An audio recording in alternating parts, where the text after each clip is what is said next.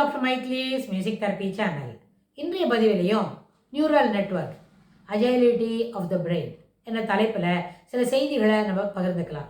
இந்த அஜைலிட்டிக்கு என்ன இருக்கணும், மூளை ரொம்ப சுறுசுறுப்பாக இருக்கணும் அப்படின்னு சொன்னால் அந்த மூளைக்கு கொடுக்கக்கூடிய பயிற்சி. இப்போது பயிற்சி என்று சொல்லும்போது அதை விருப்பப்பட்டு செய்யணுமா, ஜஸ்ட் லைக் தட் செய்யணுமா அப்படின்னு சொன்னால் ரெண்டு விதத்துலேயும் அது ஏற்புடையது தான். சில எக்ஸசைஸ்லாம் பண்ணுறோம், சில பசில்ஸ் எல்லாம் போடுறோம், சில கிராஸ்வேர்டெல்லாம் எழுத்துக்களை வார்த்தைகளை கண்டுபிடிக்கிறோம். அதுக்கப்புறம் பர்பஸாக சில விஷயங்களை நம்ம செய்கிறோம். அதாவது நம்ம மூளையில் இருக்கிறது அந்த லோப்ஸ், பேரேட்டல் லோப், ஆசிபிட்டல் லோப், அந்த மாதிரி இடத்துக்கு ட்ரைனிங் கொடுக்குறதோ, இல்லை நம்மளோட ஐம்புலன்கள் இருக்குது, மெய், வாய், கண், மூக்கு, செவி அப்படின்னா இந்த உறுப்புகளை நம்ம சிறப்பாக பணி செய்வதற்கு அதற்கு சில பயிற்சிகளை தரோம். அப்படின்னாலோ சில நினைவாற்றலை பெருக்கிக் கொள்வதற்கு அப்படின்னு சொன்னால் அதுவும் அந்த மூளைக்கு கொடுக்கக்கூடிய பயிற்சி அதில் ஏற்புடையது தான், அதில் ஏற்றுக்கொள்ளக்கூடியது. அதனுள்ளே இதுவும் அடங்கி வரும்.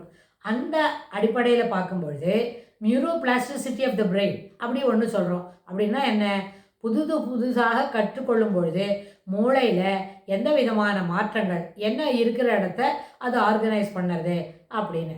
நம்மக்கிட்ட இருக்கிற cell to the power of n அப்படின்ற அத்தனை அளவுக்கு நம்பர் இருக்கும். இத்தனை மில்லியன் செல் இருக்கும், இத்தனை ட்ரில்லியன் செல் இருக்கும், இத்தனை பில்லியன் செல் இருக்கும் அப்படிலாம் நம்ம சொல்லுவோம். நம்ம உடம்புல மூளையில் இத்தனை ட்ரில்லியன் செல் இருக்குது, உடம்புல இவ்வளோ செல் இருக்குது அப்படின்னு நம்ம ஒரு கணக்கு சொல்கிறோம். பாடி ஃபிசியாலஜி நல்ல சிறப்பாக படிக்கிற போது தட் இஸ் நியூரோ சயின்ஸ். அது நியூரோ சயின்ஸில் ஃபிசியலாஜிக்கல் சைக்காலஜி, ஃபிசியலாஜிக்கல் ஃபிசியாலஜி அப்படின்னு பார்க்கும்பொழுது இத்தனை ட்ரில்லியன் செல் நம்ம மூளையில் இருக்குது. அது எத்தனை பர்சன்டேஜ் இருக்கும் அப்படின்னு சொன்னால் ஒருத்தருக்கும் ஒரு 18 வயசில் அந்த மூளையோட சிறப்பான செயல்பாட்டு திறன் அங்கே இருக்கும். அதுக்கு தகுந்த மாதிரி அதை நம்ம பழக்கப்படுத்த முடியும். ஏன்னா மெமரியை அதிகப்படுத்தணும் அப்படின்னா அது அதிகப்படுத்துறதுக்கு நிறைய ஸ்பேஷியஸாக இருக்கணும்னு இல்லை.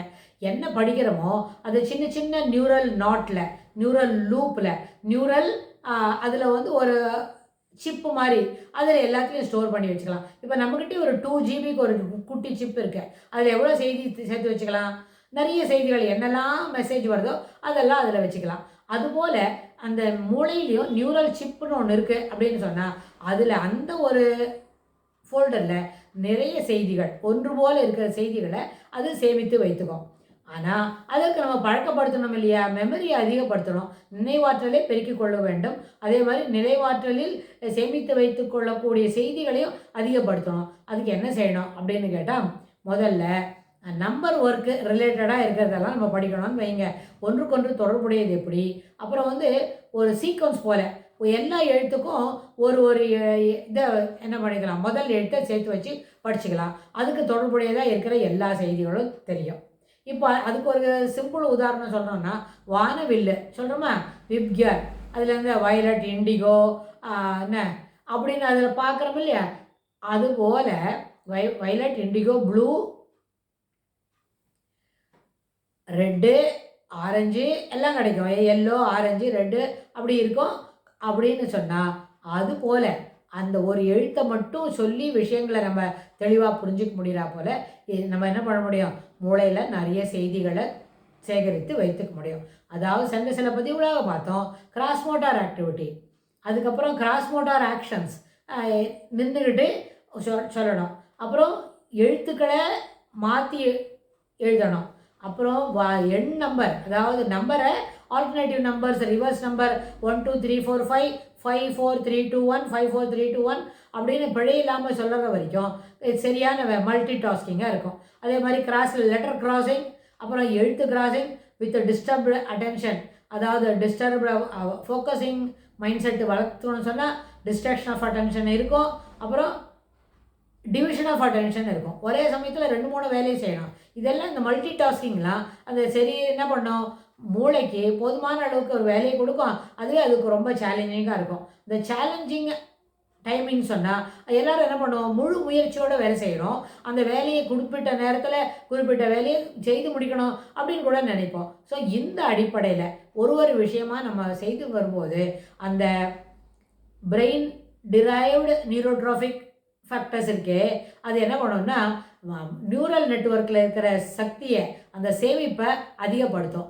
இது எப்படின்னு கேட்டால், சேமிப்பை அதிகப்படுத்தும் போது ஒரு பேங்க்குக்கு போகிறோம், நம்ம கணக்கில் காசு இருக்கா, வித்ட்ரா பண்ணணும்னு நம்ம ஒரு வித்ட்ரால் ஸ்லிப் கொடுத்தா, அவங்க கணக்கில் பார்த்துட்டு, மேடம் உங்கள் கணக்கில் குறைவான காசு இருக்குது, இவ்வளோ காசு நீங்கள் எடுக்க முடியாது, அது எடுத்து விட்டு அப்புறம் பேங்க்கில் பேலன்ஸ் குறைஞ்சிருச்சுன்னா தட் என்ன தெரியுமா, தட் இன்கர்ஸ் பீனல், பெனால்ட்டி வரும் அப்படின்னு சொல்லுவாங்க. என்ன பெனால்ட்டி வருது, நம்ம இருப்போம், அப்புறம் அடுத்த மாதம் பென்ஷன் வர வரைக்கும் காத்துட்டு இருந்துட்டு அப்புறமா அதுலேருந்து காசு எடுப்போம்.